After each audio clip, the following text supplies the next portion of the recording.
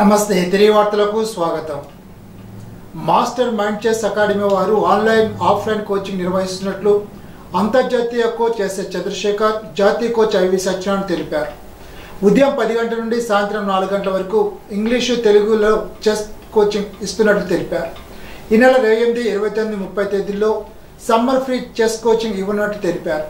ఉదయం 6 నుండి 9 గంటల వరకు, సాయంత్రం 5 నుండి 8 గంటల వరకు శిక్షణ ఇస్తారని తెలిపారు. మే 28న నర్సాపురంలో టోర్నమెంట్ నిర్వహిస్తారని, ప్రైజ్ మనీ 65,000 రూపాయలని తెలిపారు.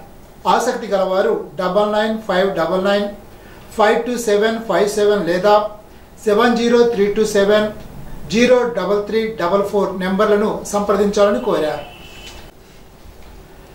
రంగస్థల కళాకారుల సంక్షేమ సంఘ 155వ నెలవారీ సభా కార్యక్రమంలో భాగంగా తాడేపల్లిగూడెం గీతా మందిరంలో తిరుపతి రాష్ట్రీయ సంస్కృత విశ్వవిద్యాలయం పరిశోధక విద్యార్థి ఎర్రంశెట్టి ఉమామహేశ్వరరావు అష్టావధానం నిర్వహించారు. ఈ కార్యక్రమం అత్యంతం ఆహుతులను ఆకట్టుకుంది.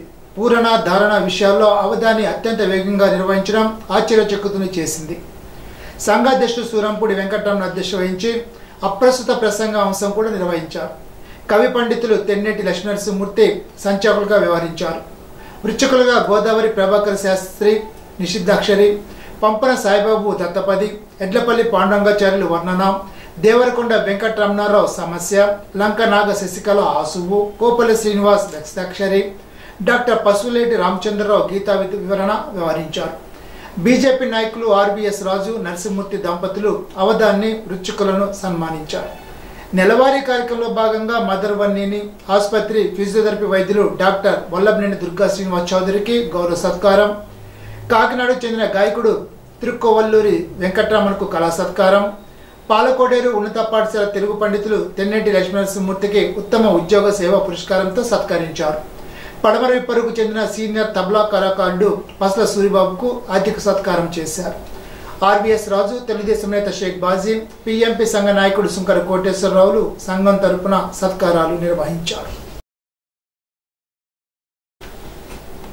అలంపురం విజ్ఞాన పాఠశాలలో 10వ తరగతిలో 592 మార్కులు పొందిన పంతం కార్తీక లక్ష్మి, 590 మార్కులు పొందిన దాసరి జిజ్ఞాస, 588 మార్కులు పొందిన జెర్రీ గౌతమి, గంగా కుమారి ధనలక్ష్మిలను రాష్ట్ర పౌత్రి తాడేపల్లిగూడెం శాసనసభ్యుడు బొలిశెట్టి శ్రీనివాస్ అభినందించారు. School director గున్నం Chiranjeevi Srinivas, correspondent లక్ష్మీనారాయణలను అభినందించారు. బడాబాబులకు లబ్ధి చేకూర్చడం కోసమే నిరుపేదల ఇల్లు కూల్చివేస్తున్నారని సిపిఎం జిల్లా కార్యదర్శి జేఎన్వి గోపాలను విమర్శించారు. పాలకోడేరు ఏఎస్ఆర్ నగర్లోని నిరుపేదల ఇల్లు కూల్చివేతకు నిరసనగా సిపిఎం జిల్లా కమిటీ నేతృత్వంలో నిర్వహించిన బైక్ ర్యాలీ ఆదివారం సాయంత్రం ఉండి మెయిన్ సెంటర్కు చేరుకుంది. ఈ ర్యాలీని ఉద్దేశించి జేఎన్వి గోపాలను మాట్లాడుతూ నిరుపేదల ఇళ్లన్నీ బడాబాబు భూములకు ముందుగానే ఉన్నాయని, వాటి విలువ పెంచేందుకు నియోజకవర్గ ఎమ్మెల్యే నిరుపేదల ఇల్లు తొలగిస్తున్నారని ఆరోపించారు. నిరుపేదల ఇళ్ల వల్లనే కాలుష్యం పెరిగిపోయి ప్రజల అనారోగ్యాలు బారిన పడుతున్నారని, దీనివల్ల ఆక్రమణలు తొలగించేందుకు స్థానిక ఎమ్మెల్యే ఏకపక్ష నిర్ణయం తీసుకోవడం ఆయన అవివేకమని అన్నారు. ముందుగా నిపుణుల కమిటీతో నిజ నిర్ధారణ చేయించిన తర్వాత వీరి వల్లనే కాలుష్యం పెరిగిపోతుందని నిర్ధారణ అయితే అప్పుడు తాము కూడా మద్దతు ఇస్తామని తప్ప ఏకపక్షం ధోరణితో బడాబాబుల లబ్ధి కోసం ఇళ్లను కూల్చివేస్తామంటే తాము సహించేది లేదని, బాధితులందరినీ ఏకం చేసి త్వరలో ఉద్యమాన్ని ఉధృతం చేస్తామని హెచ్చరించారు. బైక్ ర్యాలీ చెరుకువాడ, అద్దమూరు గ్రామాల్లో పర్యటించి అక్కడ బాధితులతో మాట్లాడి వారికి అండగా సిపిఎం పార్టీ ఉంటుందని భరోసా ఇచ్చారు. కార్యక్రమంలో సిపిఎం ఉండి మండల కార్యదర్శి చిల్ల శేషు, కాలమండల కార్యదర్శి గొల్ల రామకృష్ణ, నాయకులు దనకొండ శ్రీనివాస్, జక్కంశెట్టి సత్యనారాయణ, నిమ్మితి కిషోర్, నక్కా వెంకటేశ్వర్లు తదితరులు పాల్గొన్నారు. పేరుతో పేదల ఇల్లు కూల్చడం అన్యాయం, పేదల ఇల్లు కాలుష్యం పేరుతో కూల్చడం అన్యాయం. ఆపాలి పేదల ఇళ్లపై దాడిని, విధ్వంసాన్ని, నియోజకవర్గంలో పేదల ఇళ్లపై విధ్వంసాన్ని, దాడిని ఆపాలి. పేదల ఇళ్లపై విధ్వంసాన్ని, దాడిని నియోజకవర్గంలో రాష్ట్రంలో ఎక్కడా చేయని విధంగా పేదల ఇళ్లపై విధ్వంసం జరుగుతూ ఉంది.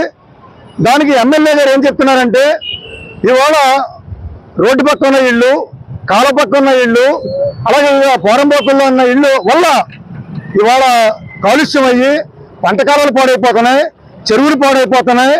అనారోగ్యాలకు కారణం ఈ పేదల ఇళ్ళు అని చెప్పేసి ఆయన చెప్తా ఉన్నారు. ఇది పచ్చి అబద్ధం తప్ప మరొకటి కాదు. ఎవరు నిర్ధారించారు? ఏ రిపోర్ట్లు వచ్చినాయి?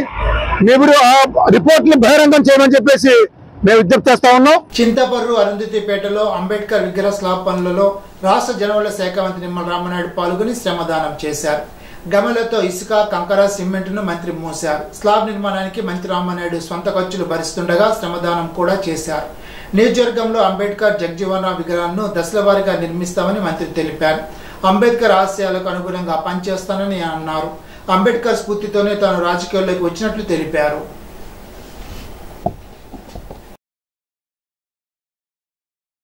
ఇరవై 24లో మూడవసారి శాసనసభ్యులుగా గెలిచిన తర్వాత మంత్రివర్గంలో ఇరిగేషన్ శాఖ మంత్రిగా బాధ్యతలు స్వీకరించిన తర్వాత మొట్టమొదటిసారిగా మన పాలకొల్లు నియోజకవర్గంలో నేను మొదలుపెట్టినటువంటి పని ఆర్యపేటలో డాక్టర్ బిఆర్ అంబేద్కర్ గారు, బాబు జగజ్జీవన్ రావు గారి విగ్రహాలకు సంబంధించి పైకప్పు నిర్మాణం.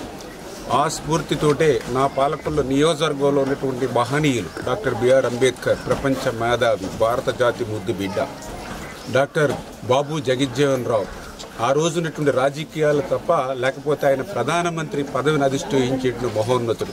అటువంటి మహనీయుల విగ్రహాలు ఎండకి వానకి మరి తడుస్తూ ఎండుతూ ఉండకూడదు అనేటువంటి ఉద్దేశంతో నా నియోజకవర్గంలో ఉన్నటువంటి అంబేద్కర్, బాబు జగజ్జీవన్ విగ్రహాలన్నిటికీ కూడా ఆ పైకప్పుని మరి ఏదైతే నిర్మాణం చేయాలనేటువంటి ఆలోచనే కాకుండా అందులో అవకాశం ఉన్నంత వరకు కూడా నేను కూడా శ్రమదానం చేసి ఆ మహనీయుల స్ఫూర్తితో నేను కూడా పనిచేయాలి అనేటువంటి ఆలోచనతో మరి ఏదైతే మొన్ననే వారం రోజుల క్రితం చింతపూర్ గ్రామంలో మరి ఆ రోజు ఈ యొక్క అంబేద్కర్ గారి విగ్రహానికి సంబంధించినటువంటి మరి యొక్క స్లాబ్ నిర్మాణ పనులు ప్రారంభించి ఈరోజు ఆ స్లాబ్ నిమిత్తం కూడా ఇవాళ వర్క్ చేయడం జరిగింది.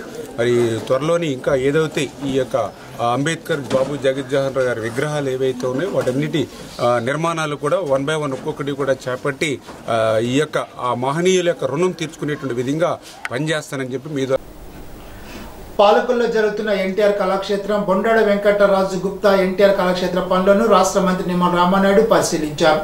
అబ్దుల్ కలాం ఉద్యానవనం, కైలాసవనం పనులను మంత్రి రామనాయుడు పరిశీలించారు.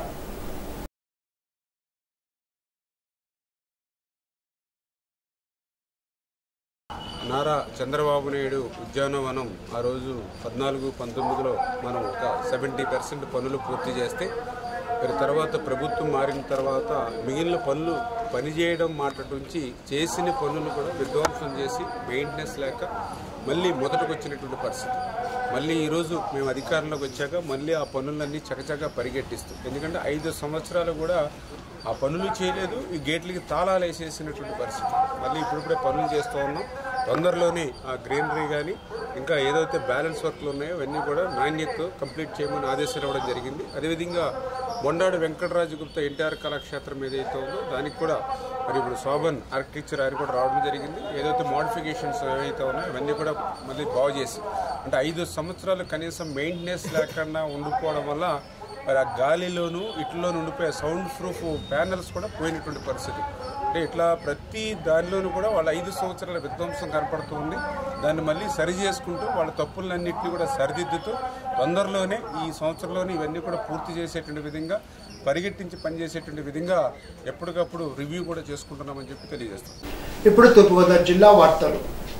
ప్రతి సోమవారం ప్రజా సమస్యల పరిష్కారం కోసం నిర్వహిస్తున్న పీజీఆర్ఎస్ కార్యక్రమం ఏప్రిల్ 28వ తేదీ సోమవారం యథావిధిగా కలెక్టరేట్ డివిజన్ మండల కేంద్రంలో మున్సిపల్ కార్పొరేషన్ పురపాలక సంఘ పరిధిలో నిర్వహిస్తున్నట్లు జిల్లా కలెక్టర్ పి ప్రశాంతి ఆదివారం ఒక ప్రకటనలో తెలిపారు. జిల్లా కలెక్టరేట్లో డివిజనల్, మున్సిపల్, మండల కేంద్రంలో ఉదయం 10 గంటల నుండి 1 గంట వరకు ప్రజల నుండి పీజీఆర్ఎస్ అర్జీని స్వీకరిస్తామని కలెక్టర్ తెలిపారు. ప్రత్యేక అధికారులు, జిల్లా, డివిజన్, మండల, మున్సిపల్ క్షేత్రస్థాయి అధికారులు తప్పనిసరిగా హాజరు కావాలని స్పష్టం చేశారు. గోదావరి నదిలో చెక్క పడవలు, నావలు, తెప్పలు, ఫైబర్ బోట్లపై చేపల వేట చేసే మత్స్యకారులకు ఫిషింగ్ లైసెన్స్ పై అవగాహన కార్యక్రమం కొవ్వూరులోని శివాలయం విఐపి ఘాట్ నందు ఏప్రిల్ 29వ తేదీ మంగళవారం నిర్వహిస్తున్నట్లు జిల్లా మత్స్యశాఖ అధికారి, జాయింట్ డైరెక్టర్ టి నిర్మలా కుమారి ఆదివారం ఒక ప్రకటనలో తెలిపారు.